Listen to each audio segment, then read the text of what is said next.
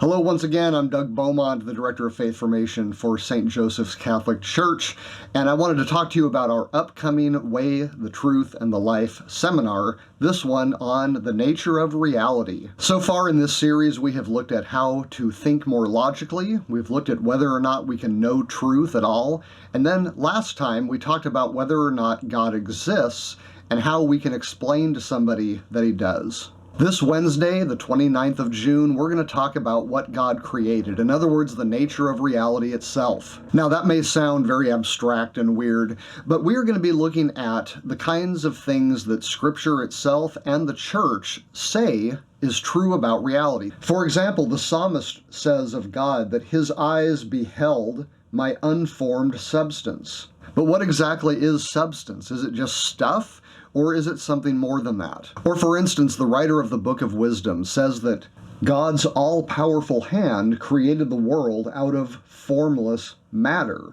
But what exactly is formless matter? Does that mean there was just a bunch of stuff floating around for all eternity and God grabbed some of it and made the universe? That doesn't really sound like Catholic teaching, does it? And finally, what about the source and summit of our faith in the Mass, the Eucharist? The Church refers to this change of normal bread and wine into the body, blood, soul, and divinity of Christ as transubstantiation.